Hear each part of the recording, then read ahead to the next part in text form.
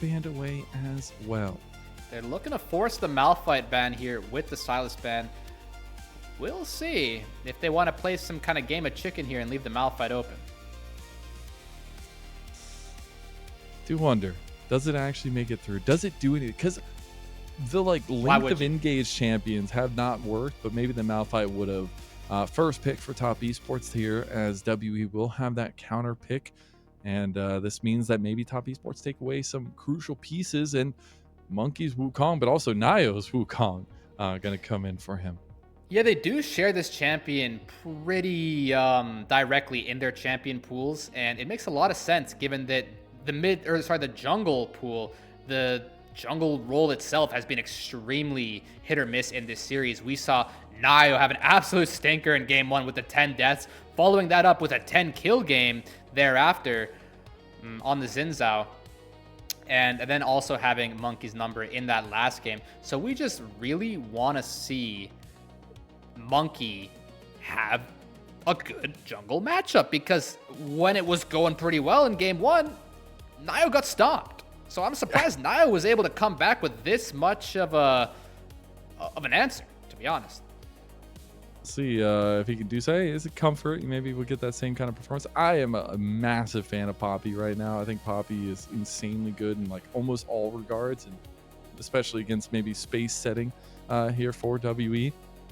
It is the Corki that ends up getting locked in, so you have some range damage, some sustained damage there from about. But Syndra is going to give top esports that scaling factor from mid lane, that control mage presence from mid lane. Yeah, Syndra is a really good pick. As for those left up on the table, I mean, Azir, Orianna, Akali, Aurora, all out. These are some of the best champs you can pick in the mid lane, not available. Syndra is just pretty much left to be the, and I wouldn't even call it the pick of the litter. This is just a good champ, one of the best champs left available. Makes perfect sense to be snagging that up. And this Nami hover is very interesting, because I was wondering, this Poppy should be going into the jungle. This should be a Monki Poppy, right? I mean, you can take it top though now. I'll be honest. Poppy is a really good matchup into K'Sante. So it's interesting they would pick that. Little iffy about the Nami. I see what it provides. I see the kind of engage / peeling dual threat that it brings. But I feel like you're just going to be mincemeat against this team comp already. You really need some stable frontliners to play behind. So WE going to be looking for that in the second phase. We do get those focuses coming in, though. The Kennen is going to be banned away towards Cube by top esports. It's going to be the Nautilus banned by WE. I mean, I think the Nami is a quite good support blind pick just because you can win the lane. It's kind of like the Nico or the Bard or the Karma. And I think it's quite good into the Wukong. Only problem is the Syndra is really good into the Nami, because you can't really just itemize into Merc Treads. It's not that feasible. So it just means if you get hit by 1 CC, even 1 Syndra E, you're probably 100-0 as this Nami. So you pretty much have to get hit by 0 dangerous spells all game, and that's a lot to ask out of Yaoyao down here. It can be, for sure, as WE try to figure out what they want to save for that counter pick. Especially important piece to what has been the drafts so far in this series. The counter pick seemingly has paid dividends. Zahen will come in going into that K'Sante. Yeah, we're going to save the mid lane pick for last, it seems like. You know, there's no way this Corki is going mid into Syndra, so Caitlyn. It's just very interesting. We've been seeing this rise in prio, at least in the solo queue numbers. And the Elise! That's the duo. I'm telling you, man, that combo is deadly. 1 cocoon, goodbye. So I really don't mind that whatsoever. It can help add another crowd control layer to the Syndra. It does incentivize the Merc Treads a little bit more, but again, the Merc Treads not that good into everyone else. And wow, Twisted Fate as the final pick of the draft. That is a very, very deep pick right there. We get past 3 games.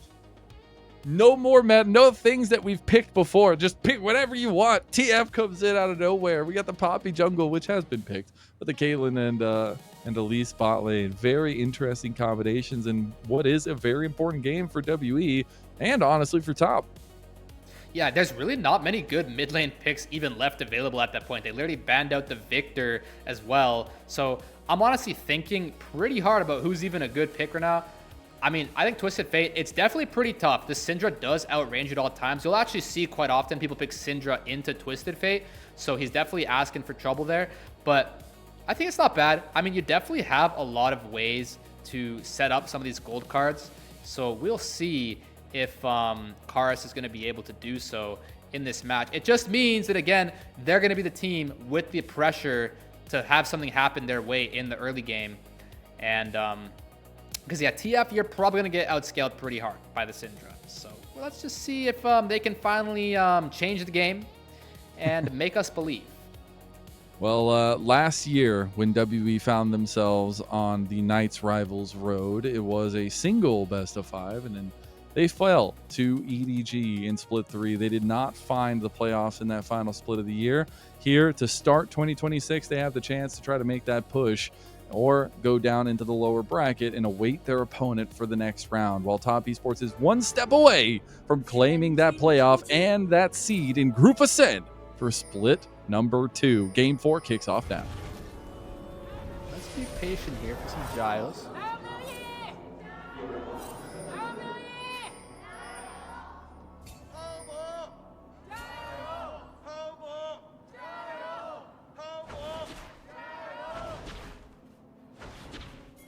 Beautiful. There we go. Only took 4 games. Got it all. I love it a lot. I love it a lot. I love the Giles. I love the fightings. I just love enthusiasm from the crowd. Really cool that we get to see them in the home stage here in Xi'an. So it's really awesome that we get to have a nice, excited crowd to watch this series. A really interesting and entertaining series thus far. Again, with the level 1 summoner spells, of course. Absolutely, the heals are a necessity at this point. Although you will get the cleanse, I believe, out of about there. So something to potentially revisit in the end, as it did get burned. And just the heal there for Top Esports. Yeah, you definitely take that. This Elise Caitlyn lane is just so powerful. It's really hard to play. Oh my gosh. Even if you have a Nami. You don't have the, and I don't even know if it'd be any better if you're a frontliner. I mean, maybe a little bit, but it feels like this lane's going to be tough either way. Yeah, this is going to be tough either way. On the bright side, JiaQi is forced into taking the cleanse just because of Karis' existence. So that just means that JiaQi not having the barrier just going to help them have an easier time down here in this matchup. The cleanse going to get little to no value unless a bubble were to land, right? So that's pretty nice. Karis doing them some favors in the draft. And the next question has and will always come to the fact that what are these junglers going to do? At this point, they are pathing down towards bot side, both on the same trajectory down there. See if they want to skirmish over the Scuttle Crab, or if they're going to give each other a little bit of leeway. Some priority is being gained on the bot side, though, by Top Esports. Yeah, I believe that's Monki's second smite that he just spent there. So that's going to make it pretty... No, never mind. It's probably his first smite because it's coming up so quick. But I'm going to be honest. Every time we see both junglers on the same part of the map, it's whoever has the most clever pathing ends up winning. And unfortunately, it's not going to be Monki here, it looks like.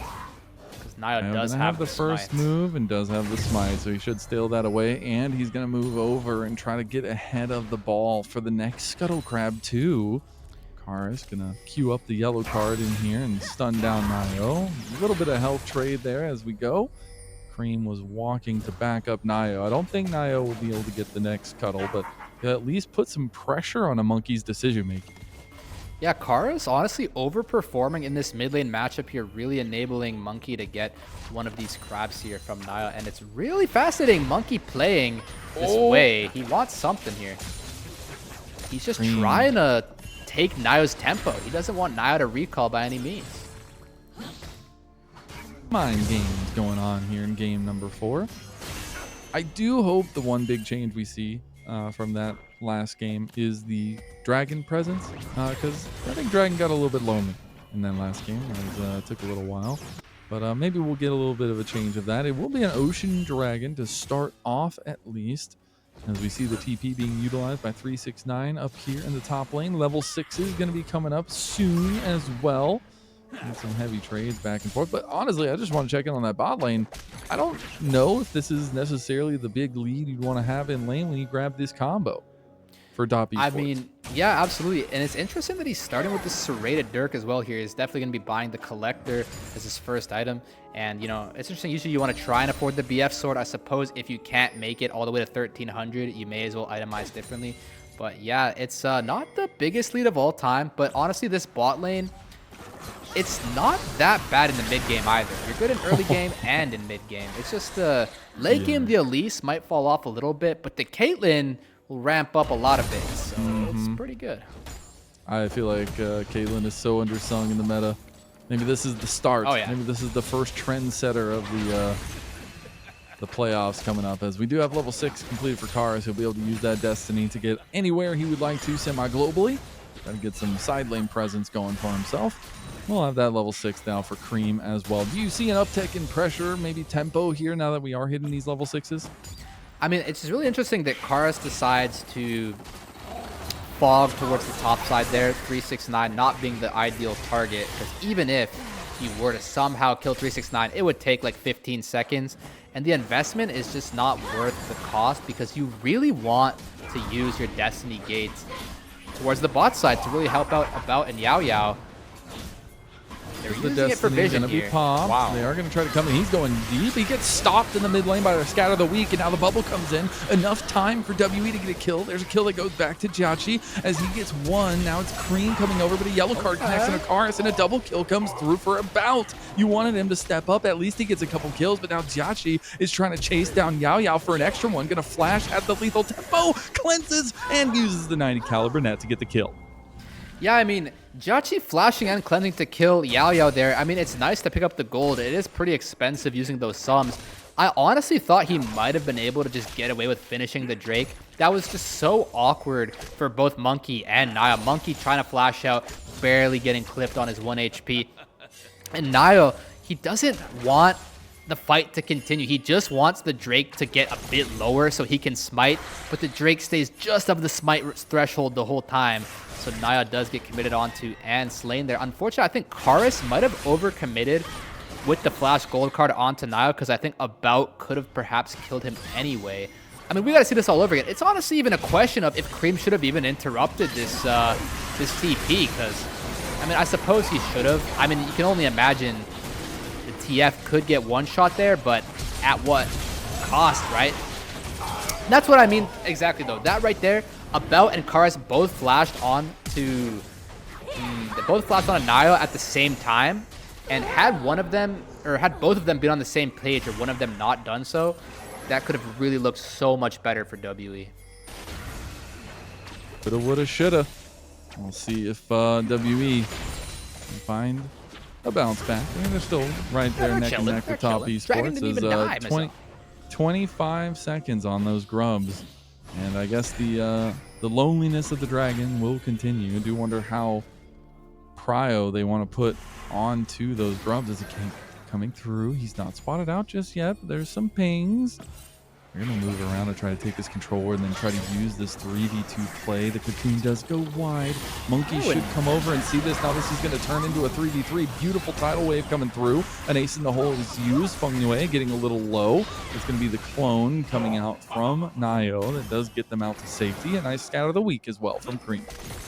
Yeah, I mean, that was an absolutely beautiful tidal wave. That just reminds me of some of my tidal waves that I've seen from some of my Namis that really are beautiful to see. You love to see it. I mean, looks like they might have some offense here too. Monki, that needs investigating. You get the Manila folder back out, and yeah, we need private investigator Mazel on that case. That's tough. I mean, tell us, man. Tough. Is he a double agent, Mazel? What are you thinking? Definitely not a double agent, but definitely needs to figure out where he's at on the map for that one. Unfortunate though for WE, as they will lose a little bit of that presence as Cocoon connects, and About loses like 3/4 of his health from that one combo of TES. Yeah, Monki, he was in such a prime, opportune position there after Yaoyao's clutch ulti, but he decided to play aggressive. A little too much. You can see the idea, but the execution unfortunate, as yellow card comes out from Karis to buy some space from NaiYou, who found him in transition in the jungle, and Karis will get the power unleashed upon him. NaiYou claims his first kill. Yeah, these are the types of deaths that are really bad to be having. for the side of the TF here. But I will say, it is a bad death for like this bot side, but frankly, you're getting these grubs. Nothing else that bad in nature is really happening. So all things considered, you just happen to stumble into a Wukong who burned the Cyclone. It's not that bad. I mean, it's pretty ugly as Karis, but for the rest of his team, you're overall quite fine with that. Now, I guess my next question is, how does Top Esports try to utilize this bot lane lead? Is Creme? Ooh, nice Use move. a scat of the week. Does have Fengyue coming over. Yaoyao is there too.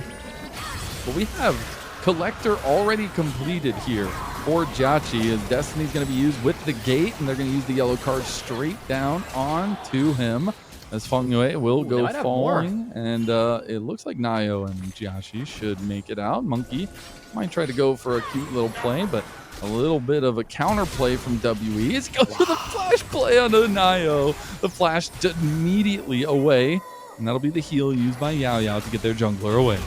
I mean, this is why you need to have 0 ping, but wait, there's one. There's more. A little bit of an all-in with an all-out from 369, who takes down his passive. He's going to heal a good amount from this one here as well. That is going to be everything used onto him. Cube has used everything as well, though. The Grim Deliverance is gone. 369's all-out will fall, and that should be in the top lane kerfuffle. Yeah, we're trading the Cassante all-out for the Grim Deliverance and the Zahen passive. So all things considered, it's a pretty good trade for the side of 369. Once again, having an advantageous top laning up here. But Yaoyao, shout out. He's got the cool skin. You get a boat when you get home guard.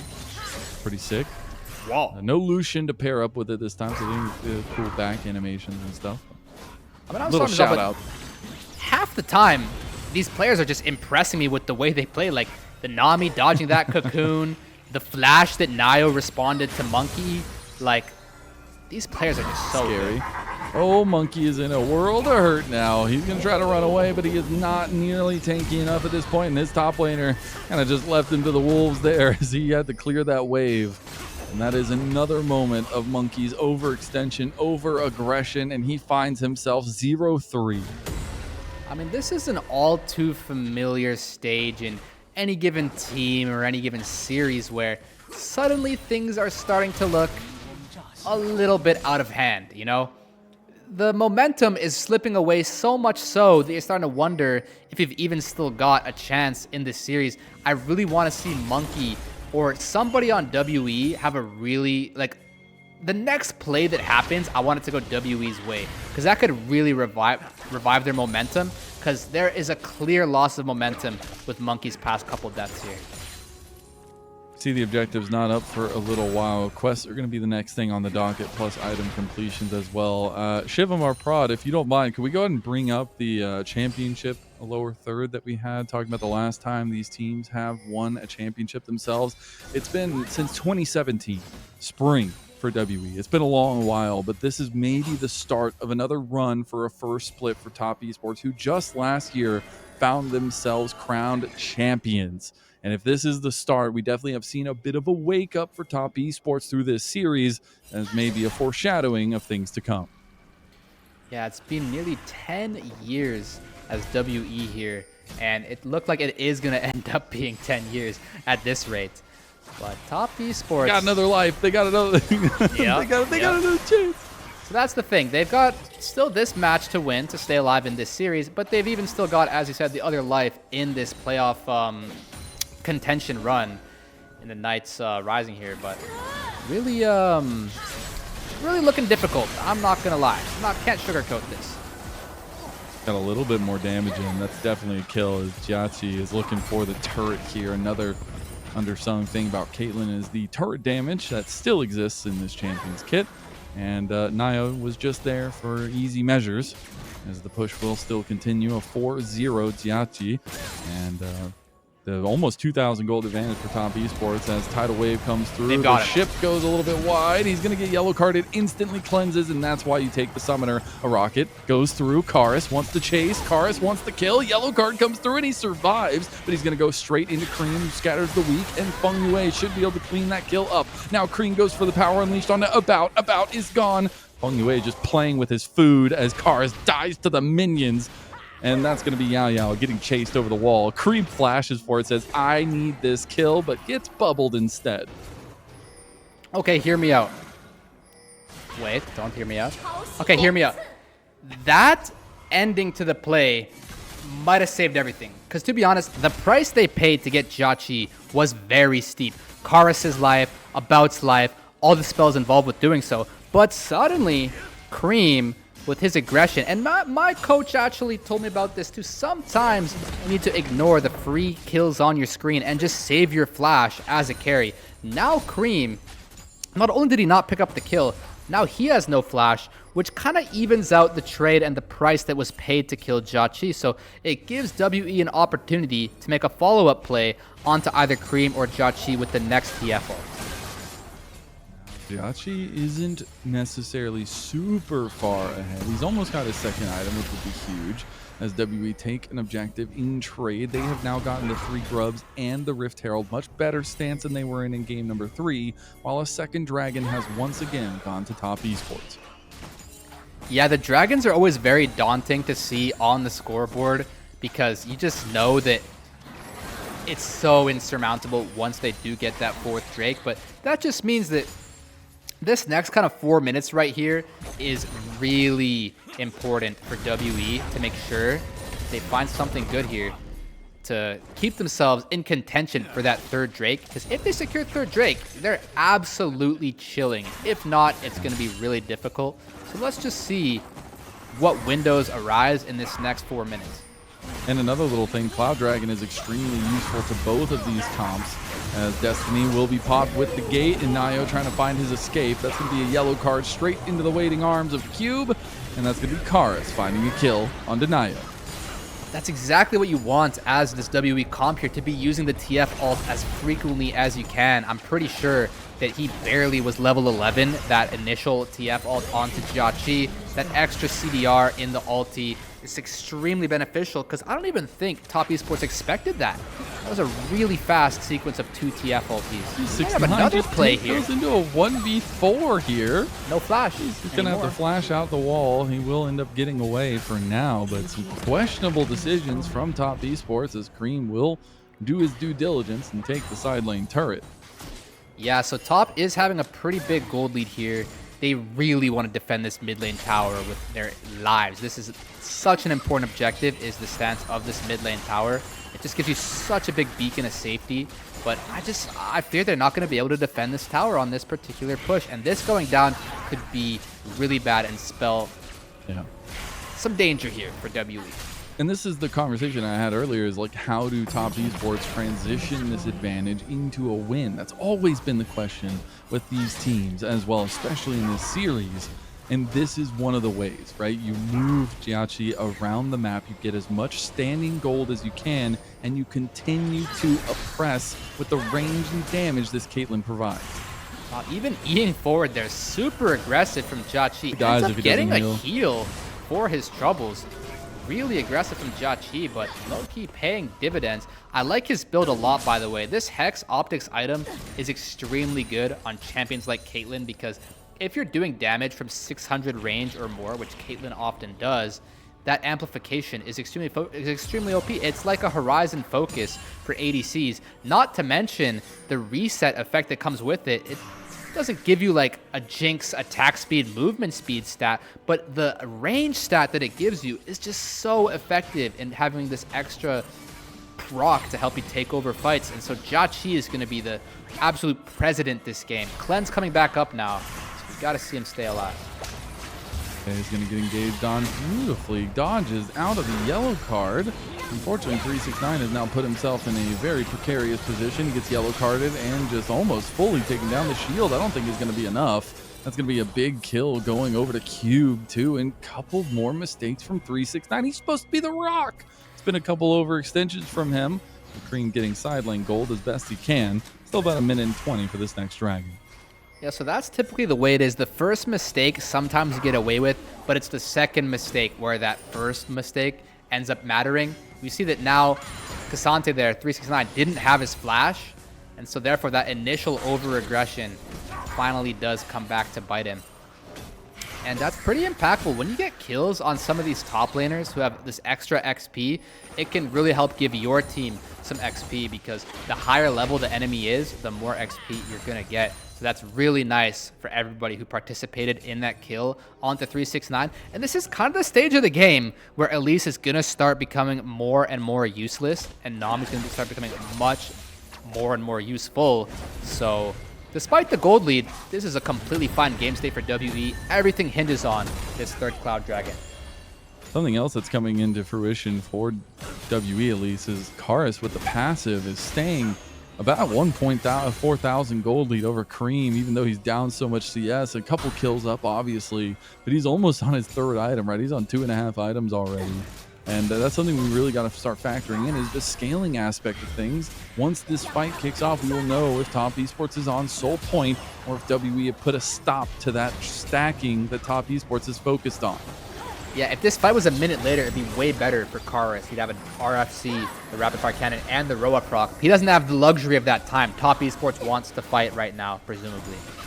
Has not been involved much. He's been in the side lane. He's finally coming over. It's going to be the yellow card that connects. Fengyue getting very low. Like you said, Elise losing value as we see it. Dragon goes over to WE. They stop the stacking, and Top Esports, they are puzzled. Do they go in? Do they leave? They're going to get Destiny gated on the other side too with the tidal wave over top of them. Top Esports, they're trying to lose a little bit of faculty coming in here. It's going to be the Grim Deliverance coming in on a 2.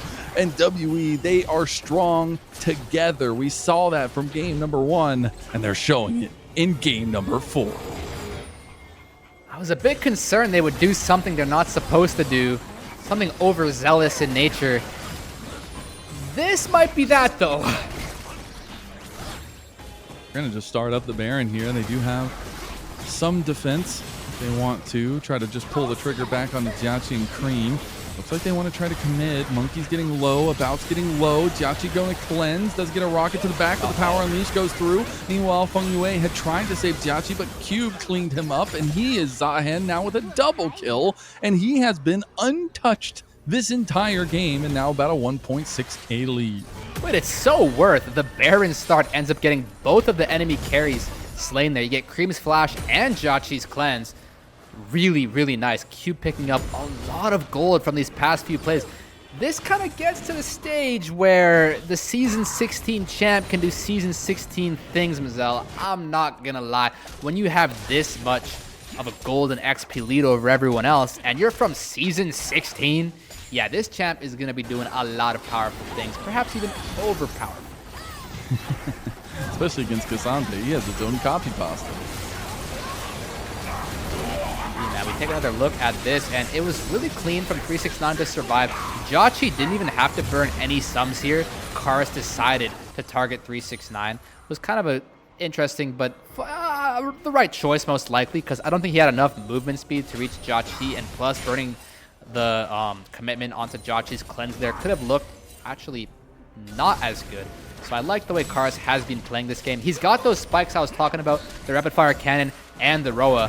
Now we're just looking for that level 16 so he can be Destiny gating all the time. The yellow cards have been so on point. They continuously find the right targets here.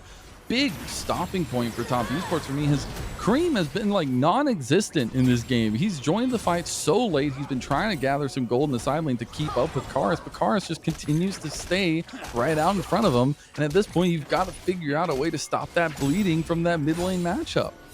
And it's pretty convenient too, as WE. You've got Cassandre, Wukong, and Syndra all itemizing into the Merc Treads, practically just because Karis exists. And I mentioned earlier, Caitlyn taking cleanse as well.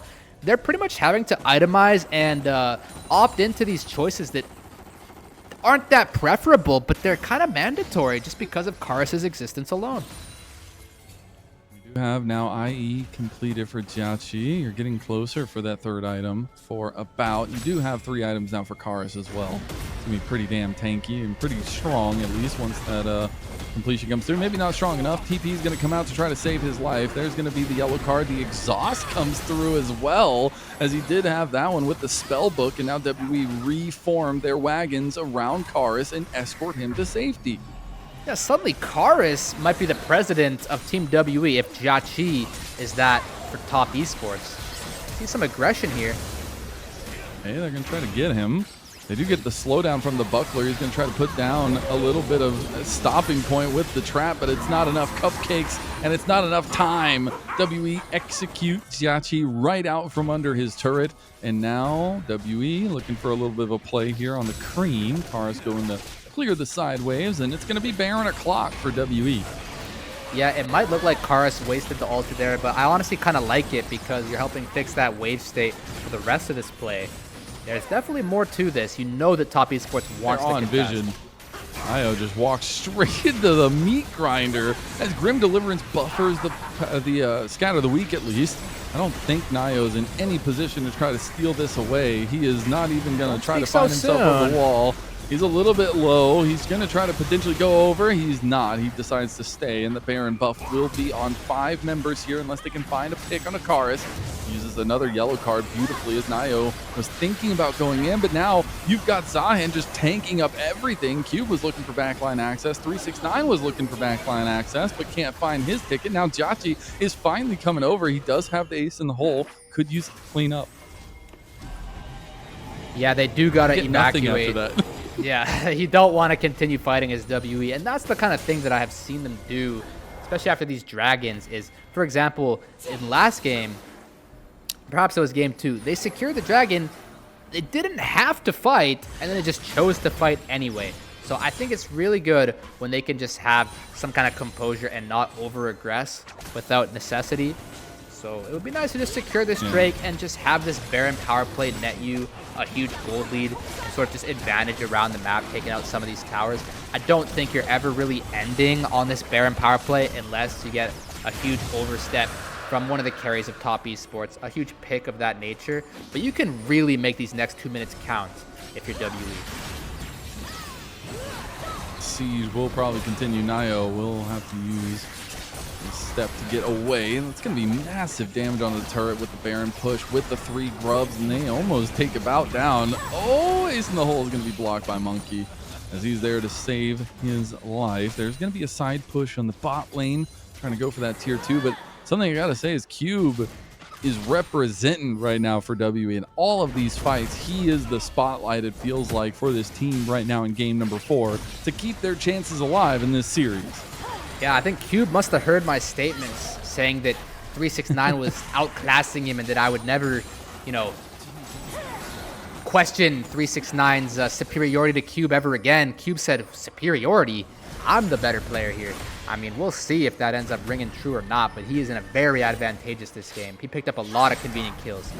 Karis is playing out of his mind, but he's getting the potential to get caught here. Cyclone comes through. He wants to get onto the blast cone, but goes back over. Now Cube is almost at his passive stack. Karis uses the Destiny Gate to get away, and Top Esports came away with nothing but death. That's going to be a nice little repel, a nice little sidestep from Top Esports to get away, but WE claim control of their blue jungle.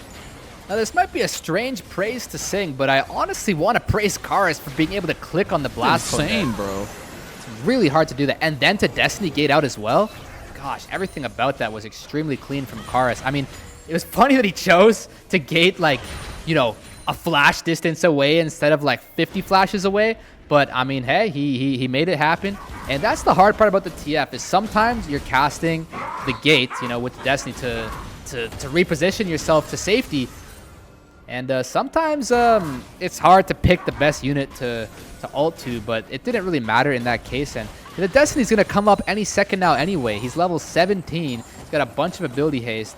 He's got the rapid fire cannon. He's got a lot of movement speed. He's even got a Seeker's Arm Guard. I cannot emphasize enough how annoying this TF would be to play against as Top Esports. Look at his inventory, man. Yeah, it's absolutely so despicable. He's going to be able to do so many things onto the back line, be able to stop a lot of the engages as well. And you got to think this is only his 4th pick competitively, at least on the competitive stage of the TF. And hey, he's willing to take it out in a do or die end of this series for WE. Meanwhile, on the other side, Top Esports are 1 step away, and this is going to be Fengyue's first release. Obviously, he's very new to the LPL scene and LDL scene, obviously, but still interested to see how this goes out because all that value from the support role, all that lockdown, it is not nearly enough at this point. As we do see the end results of the Baron push, a decent chunk of gold there for WE, and they continue to siege across multiple lanes. Yeah, if you think back to when I said Fengyue starting to get outscaled, that was about like 8-10 minutes ago. Yeah. Now he is just extremely outscaled, man. This Elise has a Mikhail's Crucible. He's not quite the Elise you see in solo queue with the Storm Surge and the one-shot. He's more of a useless gold card cleanse bot at this point. We'll see how much use you can get out of that one. And I still go back to that conversation that I had said earlier of like, how do you get JiaQi into a place that works into this game? And I think he struggled to find that value, and playing pretty aggressively there with a Poppy that can wallbang you is a little bit on the edge. As, I think things right now will take a little bit of a calm seat as 369 is going to be aggressed on by the entirety of WE besides Karis. Destiny is popped. They want to see who's coming to answer. Yeah. And for Top Esports, that was nobody answering the door. So the door will be knocked down. Tier 2 down in favor of WE. I mean, that's what's just so chill about the TFR. Like, you can just pop it, get data, and just use it to your advantage. Like, you didn't even have to do anything aggressive or, you know, extend yourself in any way. You can just say, okay, cool, that's good data. I'm just going to ult again in about like 60, 70 seconds. And yeah, I'm going to see what else, what other positions you have at that point. And maybe next time might be a more opportune moment, you know? TP going to be coming in the mid lane from 369. He has completed his third item. As we do a check-in on that, we do have Zanya's fully completed for Karis. We're looking at 4 items from multiple carries. There's another fight's looking to kick off. Fengyue misses the cocoon. Doesn't really have much value after that. 369 taking a brunt of damage from About, who has come online with his own build. And it's Top Esports playing a weird 3-2 setup, but it's just going to be a full engage from WE with the tidal wave. 369 is blocking a lot of damage here, but gets locked down by the Keeper's Verdict there at least, and that'll still be a full engage from Cube with that Grim Deliverance. It's still going to be Creme falling, About getting low, but nobody from WE falls. And you know what the biggest trend that we're seeing here? I'm seeing all 5 of WE's members within 2 pixels of each other. It's crazy how the similarity is from game number 1. Yeah, as long as they're on the same screen, they can just put in menacing amounts of work as a unit. I mean, this 5-man Wrecking Ball is just absolutely taking over Top Esports. It looked like at a lot of the points in this early game that this comp was not going to be able to do this, but they've really come online now, and it's extremely difficult to play as top. Karis going aggro. I don't see any way of Top Esports getting out of this one. This is a troubling state to be, but a beautiful state if you're a fan of the LPL. The 3-man knockup from Monki is going to help them succeed. It's going to be huge as the combo, the Steadfast Presence plus the Keeper's Verdict. Going to be really massive there, and they're going to retreat back to the Baron, potentially start this one up with the amount of damage they have. Yeah, Monki wants to go to 5 games. I mean, I remember when he had those 3 deaths, he didn't have nearly as many assists. You know, he was kind of inting in this early game. He locked in Mazel. He has been playing out of his mind. So has the rest of his team. They should be completely fine here, but maybe not. They're gonna back off now. Grim Deliverance going to be popped. They're trying to kill him before the passive. The Power Unleash goes down. Now Monki, they're not fine. Low. He wanted to save Cube, but Cube might be his doom. A double kill coming through for Creme as he has finally almost hit that threshold. He's 120 stacks in, and Creme is online with the Rabadon's death cap. I mean, good news for WE. Caitlyn is dead. JiaQi is only just now respawning. You can't really do this Baron too efficiently without the Caitlyn. We got NaiYou starting it up here, all on his lonesome. This Baron is more than likely absolutely gone, but at least it's going to cost them a lot of time. A huge throw, to be honest, from WE.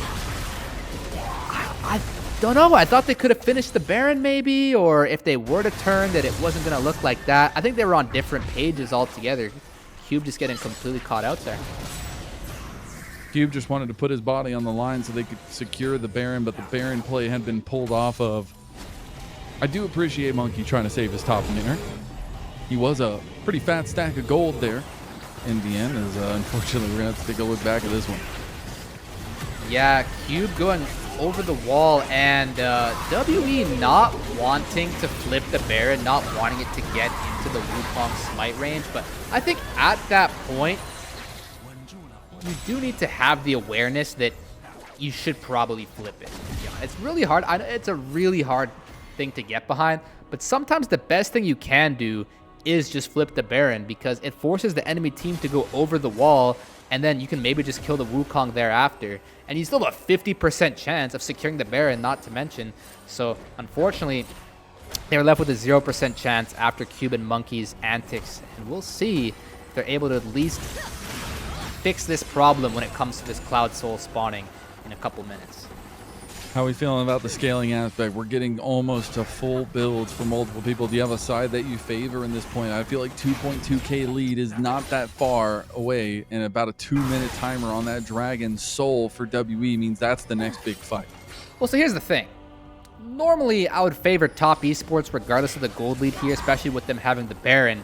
But I don't know, man. I'm not feeling too good about the fact that JiaQi bought a Hex Optics and then sold it for an LDR. I feel like he probably could have found a way to not have a 125% crit chance. But, I mean, that's totally fine. He's got a really good inventory nevertheless. And, yeah, I would favor top esports at this point, though, now. That was a really big throw from WE. See if those odds still remain here for WE. If they can keep a hold on this series and bring us to silver scrapes in the first best of 5 of the LPL year. That's going to be a massive ace in the hole going into Yaoyao, taking about half his health off. We'll be able to heal a decent amount, but this Baron buff siege is continuing. The power play about 2,000 gold, but it's going to get even higher. Destiny going to be popped. No gate, though. They just want the info. Yeah, I'm getting some info here. I feel like you want to use the gate at least somewhere, maybe to like proxy the next wave. You're just stuck in your base here. It's really quite inconvenient. The Baron buff is going to fall off in 25 seconds here. That's going to leave another 25 seconds for the Dragon to spawn, meaning WE should have a chance, not necessarily to fight the Dragon, but to possibly go in there and secure the Dragon themselves with the Wukong or with the Poppy Smite. You also have Keeper's Verdict, mind you, a really good tool for these kind of fights. But here we go.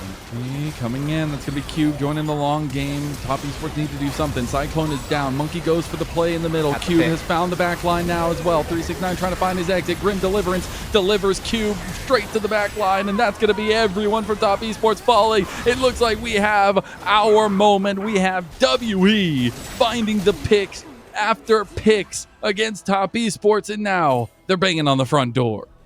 Yeah, it looked like the posturing from top esports was completely allowed, completely legal, but WE says, nope, in our book, this is a crime, bro, and they take them all out. Only NaiYou left to stand here and watch. His Guardian Angel will not save him, nor his Nexus. We're gonna go the distance to 5 games. Karis said, hold my drink, guys. I'm taking the TF, and we are running it through top esports. A WE flash of the emote as the ace comes through, and we have silver scrapes. First best of 5 of the LPL postseason, and we got a banger on our hands. An absolute banger. 2 teams as evenly stacked up against one another as we have ever seen. This might be the most chaotic series of the year thus far. I mean, we get 5 games and we get this. How many kills has there been? Like 200 or something? Like, a lot. This is good, man. This is exactly what we would love to see and keep seeing more of. I just hope this game 5 completely delivers and we get to see another 50 kills. Why not? Karis with the TF. It works, baby. Constant presence, constant pressure around the map, and honestly keeping top esports off kilter. I'm going to call out 369 100% for some of those positions, man. There was some awful positionings from 369 throughout that game, and it really put top esports on the back foot. But it's about taking those moments and running with them, and that's what WE did. And the fact that they bring us to 5 after those disheartening couple of games where they had lost whole-handedly to top esports, that's a return to form. And we saw About and Karis combined to be 2 powerful hyper carries for WE. Yeah, and honestly, this is exactly what we wanted to see before the series even began. We were talking about how WE needs some people to step up into that leadership mantle, to be players who can help, guide this team to victory. Say, I got you guys, hop in the backpack, And that was Karis this game. It was really good. About was able to do a lot of damage, but a lot of this game and the good looks that they had was off the back of Karis' TF. He was able to find some really good picks onto top. They weren't really able to have the answers to all of the demands that Karis was making. He says, do you have cleanse? Do you have allies? Do you have enough space? You don't. And he was able to punish them for a lot of those, positionings. And it's really hard to play against. And that's why I think TF pretty interesting in that draft spot. It's a pretty difficult mid lane matchup, but the composition and the player, maybe that's what really counts. It truly is. And I'm not going to lie, first time Elise for Fengyue. Maybe the last time for a little while there. I don't think we're going to be seeing that combo come through, especially in this series since it's fearless. Not quite. A little bit of a dip there in that gold lead, but it still is Rider's reign for WE, and you see a holistic team effort from WE to come back in this series. And it's off of Monki's Poppy, which we haven't seen as much of. It's off of Karis for the first time of the split at least, but fourth time in his career going with the TF. And about on a carry that can kind of stand behind and deal some good damage. And sometimes he was a little bit caught out, but it was a holistic effort from WE, and that's what feels good. Yeah, I feel like a lot of these mid-game plays were them kind of picking off 369. I feel like Karis was just able to provide so much crowd control that even if you've got Mercs and, displacement immunity, it's not enough. You can just still get one tap just by the sheer amount of crowd control. This Poppy ult was extremely good. Again, targeting 369. He's able to escape this one just barely, but that's only because NaiYou put his life on the line to save him. So, again, Karis just finding so many good looks, so much effective crowd control all game, and the movement, I might say, was just good across the entirety of the game. I saw him dodge at least 5 Syndra E's this game. That doesn't sound like a lot, but trust me, that's a lot. That's really impressive. His movements were really clean and spot on. And yeah, they were able to find the looks they wanted. This was actually, I thought the game was going to end, honestly, entirely here. I thought top esports was positioning so aggressively. They were just walking up so deep when WE had all their tools. But they ended up living, the 3 of them. And 3 ended up being enough, thanks to the way Cube and the rest of WE played this. Fortunately, it was not enough. Even through this fight, this was a big slip. This is that giant dip really of gold in the lead for WE. But it's still one of those moments that you're like, I see why the comp kind of came together. The Nami threw me for a loop, but when you have Cube on Zahin, who's just untouched and unfiltered, like, it doesn't even matter. I feel like, I hate to say it, I hate to harp on it, but Cassante looked pretty balanced against Zahin in this game, which is saying something for that champion. Yeah, that's hard to do. And that's going to feel really good for WE and for Cube, who needed a little bit of a personal comeback in this one. But who do you think gets MVP for game number 4? I think it's not much of a question. I think that we should probably be on the same page here. I want to say, before I mention, that guy whose name's on my mind, that Monki did absolutely clutch in that last fight there with the way that he ulted out the Wukong, then found the flash charge onto the Syndra. Creme gets completely one-tap. They end the game off of it, all thanks to Monki. But who else would it be other than this man right here on the TF? That's the MVP, 10 times out of 10 in this game. Really good performance, picking an extremely unique character in the draft and making it work wonders. It is indeed. And again, he was down like 30 CS to Creme, who was just trying to get as many sidelines, but he still stayed up in gold because of kills and because of the passive, and ended up developing a pretty hefty lead in that middle matchup. But that means our first best of 5, our first serious